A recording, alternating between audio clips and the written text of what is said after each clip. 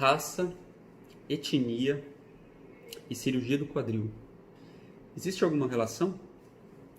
Olá, bom dia. Meu nome é Fernando Portilho Ferro, sou médico ortopedista e nos últimos dias a gente tem vivido aí uma convulsão social relacionada ao racismo. Tem se debatido muito questões relacionadas à raça e etnia.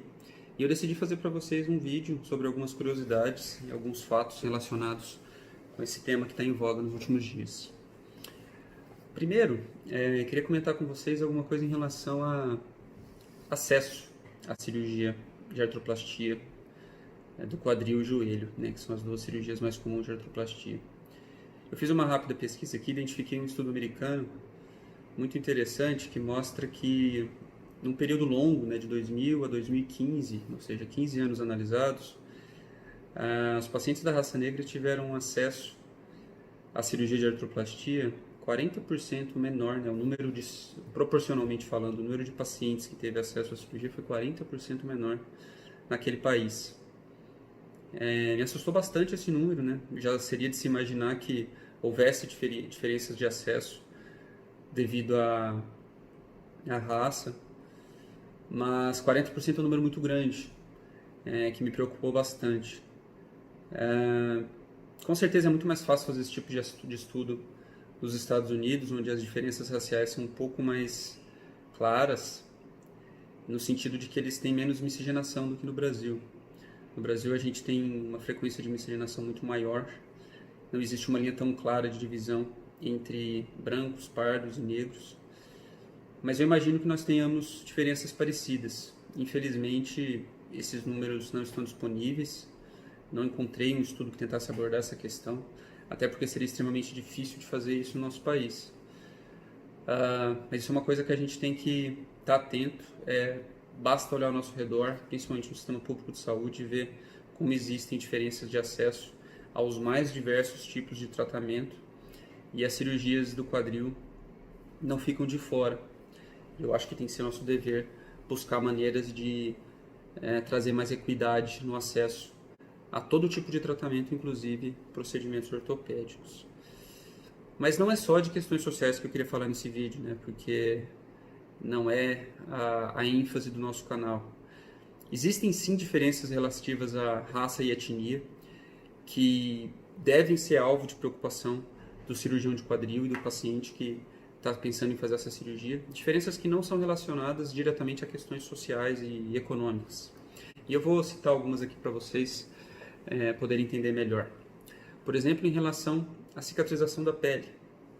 É amplamente conhecido que a etnia negra, a raça negra, tem uma frequência maior de cicatrizes hipertróficas, né? Cicatrizes mais largas e mais evidentes e eventualmente com formação de queloide. Existem técnicas para tentar diminuir esse risco, para tornar as cicatrizes menos aparentes, mas eu acredito que isso é uma coisa que deve ser discutida, deve ser dita para o paciente que é candidato a essa cirurgia. A gente sem dúvida vê no dia a dia do consultório, do cirurgião, uma diferença nas características de cicatrização. É claro que isso fica ainda mais difícil de prever no Brasil, exatamente devido à ampla miscigenação que nós temos, como eu falei agora há pouco. Então é muito mais difícil de estimar, principalmente no paciente pardo. Você não tem como saber a carga genética dele, se vai ser predominantemente de uma cicatrização que se parece com a da raça caucasiana, ou raça branca, ou o paciente negro. Uma outra questão interessante também é em relação à anemia falciforme e traço falciforme. É amplamente conhecido que os pacientes negros têm uma frequência maior de genes que causam anemia falciforme. A anemia falciforme dificilmente passa batida, é uma doença que costuma ser diagnosticada já nos primeiros anos de vida de uma criança. Mas o que muitas pessoas não sabem é que existe uma parcela grande da população negra que carrega o gene do traço falciforme, né? Pacientes negros, pardos e às vezes até pacientes com fenótipo branco podem ter esse gene. Antigamente era dito, inclusive estava escrito nos livros de medicina, que o traço falciforme não trazia risco nenhum para a pessoa e que o problema existiria se casassem dois pacientes com traço falciforme e tivessem uma criança com anemia falciforme.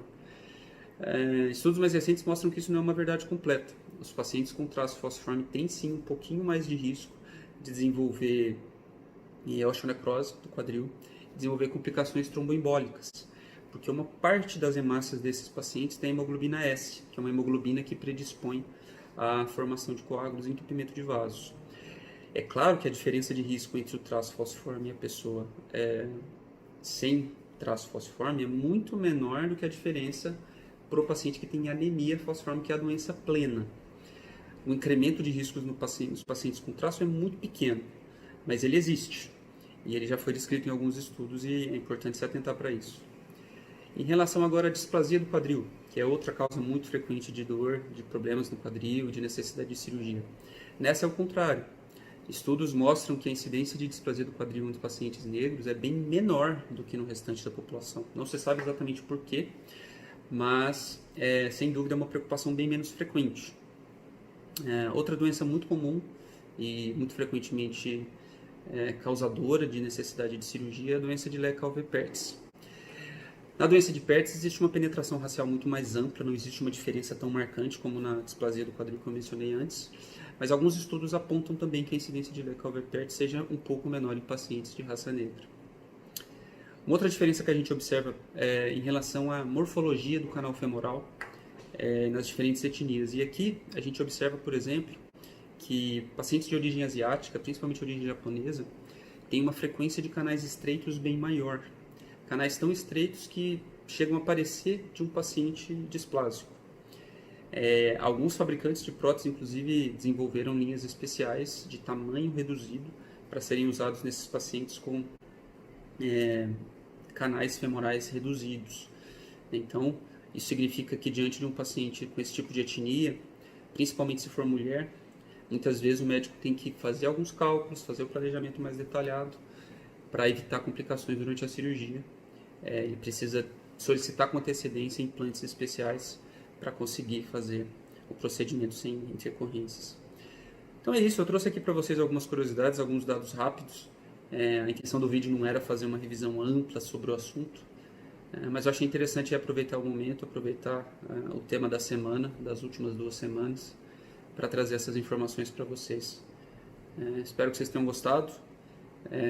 Se você gostou, deixe seu like, compartilhe o vídeo com seus amigos, com sua família, se você acha que é uma informação útil. E até o próximo vídeo. Um abraço. Tchau, tchau.